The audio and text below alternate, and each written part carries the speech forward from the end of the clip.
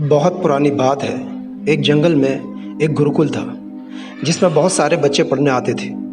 एक बात की बात है, गुरुजी सभी विद्यार्थियों को पढ़ा रहे थे, मगर एक विद्यार्थी ऐसा था जिसे बार बार समझाने पर भी समझ में नहीं आ रहा था। गुरुजी को बहुत तेज गुस्सा आया और उन्होंने उस विद्यार्थी से कहा, जरा अपनी हथेली तो दिखाओ बेटा। विद्यार्थी ने हथेली गुरुजी के आगे कर दी।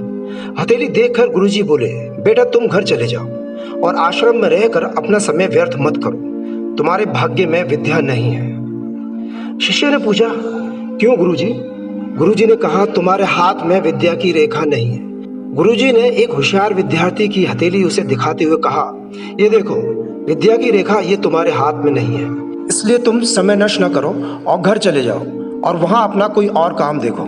ये सुनने के बाद उस विद्यार्थी ने अपने जेब से एक चाकू निकाला जिसका प्रयोग वो रोज सुबह अपनी दातुन काटने के लिए करता था। उस चाकू से उसने अपने हाथ में एक गहरी लकीर बना दी।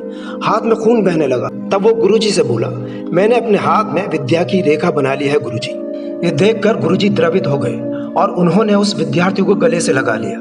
गुरुजी बोले, बेटा तुम्हें विद्या लिखने से कोई ताकत नहीं रोक सकती। दृढ़ निश्चय और परिश्रम हाथ की रेखाओं को ही बदल देती है। दोस्तों, विद्यार्थी आगे चलकर महर्षि पाणिनि के नाम से प्रसिद्ध हुए, जिसने विश्व प्रसिद्ध व्याकरण अष्टाध्यायी की रचना की।